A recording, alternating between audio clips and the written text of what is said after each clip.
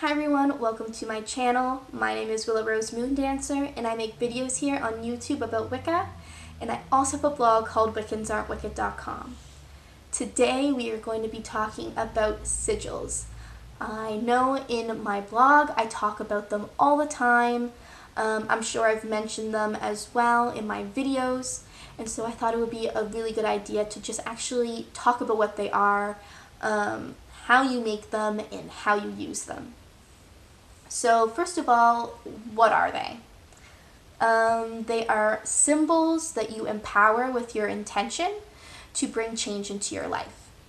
An example that I can give you is last year during November and December, I was desperately trying to find a job. My partner was in school, and my partner and I have this thing where one of us will be in school and the other one will work and support us, and then it'll switch. The other one will work and support us while the other one goes to school. And I was all done school. It was my turn to support the two of us, and I could not find a job for the life of me. I had my degree, and I was applying to places, and other than casual work, which I was getting, I wasn't getting any full-time hours that were permanent and reliable. And I had been having interviews, and I thought they were going fine, but apparently there was other people that were better suited for the job, and I just wasn't finding anything. And then one day I had an interview, and I decided that I was going to put a sigil on my body and to help manifest whatever needed to be manifested to get this job. And I put it on my arm, and I went to this interview, and it went really, really well. And I actually got offered the job, and I accepted the job, and I've been working there since January, so this is about my 6th month. And it's an amazing place to work, and I'm so grateful for the opportunities that it has given me. So that's just an example of how I've used sigils and how it's worked for me. So now we need to talk about how you come up with a sigil. Me personally, I get them off the internet. There are some people who say that if you just look up a sigil online and you use it for yourself, it's not going to work. And I highly disagree. It's fine if you also agree and think that you have to come up with them yourself. That's fine, you do you. And we'll talk about how to create your own in a bit here. But if that doesn't work for you, I'm not a creative person. I've tried creating my own sigils and they just look like garbage, honestly. And I know they don't have to look beautiful to make them work. But I'm just that kind of person where if it doesn't look beautiful and flawless, I just don't feel connected to it. So I find mine online. That's what I did when I was looking for my job, and it worked fine for me. However, if you are the person who thinks you have to create one, or maybe you just want to create one, there are 2 main methods that I have for you. And it's going to require pen and paper, actually. Okay. So, the first method is you need to create a sentence of your intention. So, for instance, if I was to create a sigil to help me find a job, my sentence would be, I got the job. So I'm going to write that down on my little piece of paper here. I got the job. Just like that. Step 2 is you get rid of all of the vowels in your sentence. So I is a vowel, O is a vowel, E is a vowel, and O, once again, is a vowel. So that leaves me with G, T, T, H, J, V. Oops. Just like that. See how I crossed them out, and then I just rewrote them so it's easier for you to see. And then you get rid of any duplicate letters. So I have 2 T's in here, So I will get rid of one T, and that'll leave me with G, T, H, J, B. See how I cross out the one of the T's and I leave the other one? And then this is what we're left with down here. And then you would take the remaining letters that you have, the J, T, H, J, and B, and you would somehow smush that all together into a sigil, into a picture, using the various lines. You don't have to use all of the lines from the word. So, for example, you might want to keep the cross, the T, and in the letter G, you have like the this little kind of arrow thing. You might want to get rid of the big half circle in the G and just keep this little arrow and incorporate that in there somehow. For the J, maybe you don't want to keep the dot above the J. You just want to use the little swoosh, if you will. However, I am not good at creating sigils, as I've said, so use your creativity. I'm sure you'll come up with something. However, if that does not work for you, if you do not like all of that structure and you need more of a creative flow, you can try meditating while focusing on your intent. So if you're meditating, and while you're meditating, you're really focusing on, I got the job. I got the job. It's possible that if you're really good at meditating, that you may just get the image of a sigil in your mind, and then you can write that down, and that's your sigil. That's great. However, I know if I were to try this method, that would not happen for me. I am not good at meditating. I don't typically get any type of images in my mind while I meditate. I only have like 2 or 3 times. So if that doesn't work for you, after you meditate for a while, focusing on your intention sentence, you can just start doodling on a piece of paper and see if anything comes of that. And you might be able to create a sigil that way as well. However, this is just 2 methods. I'm sure that there are many other ways that you could go about creating a sigil. Whatever works for you, as long as it has your intent in it, is completely fine. So now we need to talk about how you use your sigil. This is broken down into steps. However, the first step has 2 different methods that you can use to go about it.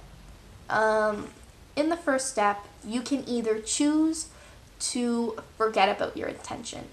A lot of people think that it's necessary to forget your intention sentence before you use the sigil for it to work. The idea here is that if you forget the intention sentence, your subconscious mind can't affect what you're trying to manifest. So if you still remember what your sentence is, it is thought that your subconscious can manipulate the effects that it's going to give you. However, if that doesn't work for you, and that doesn't work for me, I don't think that you need to forget a sigil intention sentence for it to work. You can just choose not to forget. Because in my mind, I think your intent is your intent, regardless of how you go about doing it. I don't think you need to do anything fancy for that to take effect. But if you do really feel like you need to forget, I'm not trying to bash anybody by any means. Like, do you? It doesn't affect me by any means. I just want to let people know that you don't have to do it that way. I have had lots of success with sigils without using that method. So yeah, those are the 2 different methods for step 1. Then we have step 2. If you've chosen not to forget your sigil intention sentence, you can go right to step 2. You can ignore step 1, as step 1 is predominantly forgetting. But if you have chose the forgetting method, once you have forgotten your intention sentence, you go to step 2. And step 2 is to activate your sigil. If in your practice you use sacred circles, this would be the time to create one. If you don't, that's fine. You can just carry on.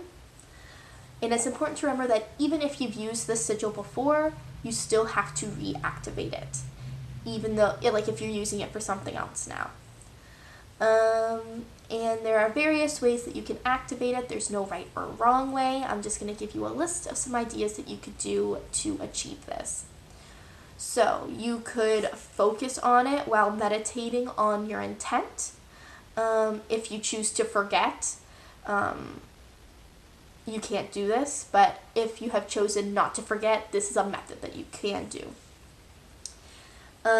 You could also let your eyes relax while you're looking at the sigil. And we've talked about this in my video about auras. If you let your eyes relax, the image, the sigil, will become blurry in your vision. And at some point, the blurriness will go away and it'll become a sharp image again. Once it has become that sharp image again, that is when you know that it has been activated.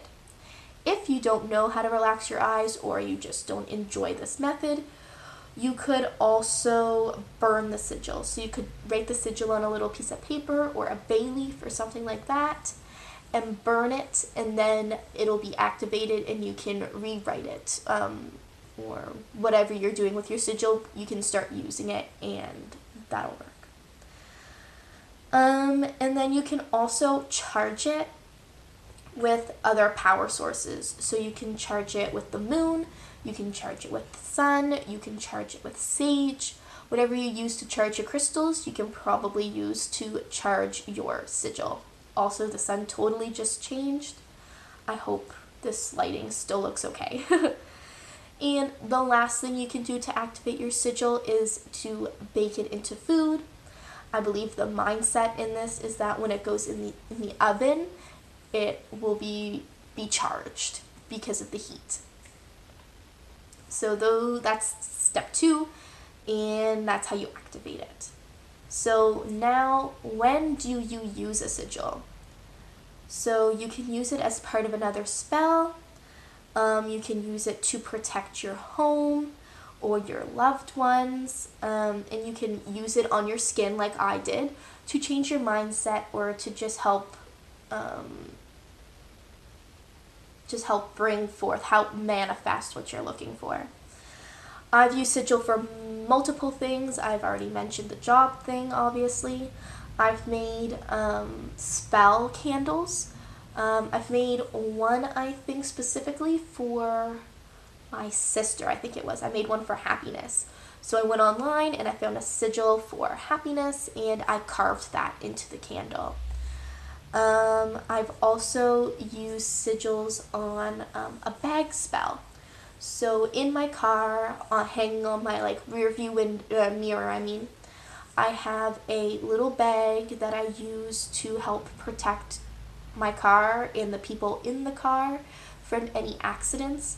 So as long as the driver in my car isn't doing anything reckless, it doesn't matter what the other people on the road are doing, we're going to be safe.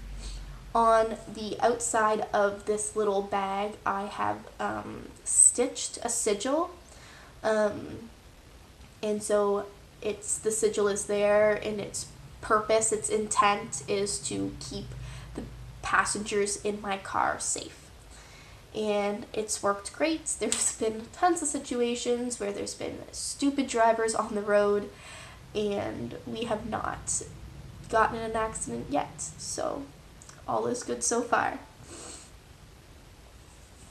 And the last thing that I want to say in this video is to remember that your intention is everything. It doesn't matter if you do everything else wrong, if you don't, in my personal opinion, if you forget to activate it, or you tried to activate it and it didn't work, if you got it from the internet, if you made it and it looks totally ugly, none of that matters as long as your intention is put into your sigil and the energy you have given it is in there. I think that your sigil will be fine. It might not work as efficiently as it would if you followed the steps more concisely or whatever happened, but as long as your intent is there, it's going to work. I think a lot of people, especially when they're new, get all wrapped up in making everything perfect, And if it's not 100% perfect, they think that it's useless and it's not going to do anything, it won't be effective. But I don't think people realize the kind of magic that their intent has. Your intent is your most magical tool that you can possess. And as long as you're doing that right, you've got the rest. The rest is good. But that is all I have for today's video. I hope you enjoyed. Let me know how you make your sigils down below. Or if you get them online, let me know all about it. I want to hear it all. Make sure you check out my blog, wiccansaren'twicked.com. I make 2 posts a week, one on Wednesday and one on Friday. And make sure you subscribe to me here, because I make videos every Monday and Thursday. And until next time, blessed be.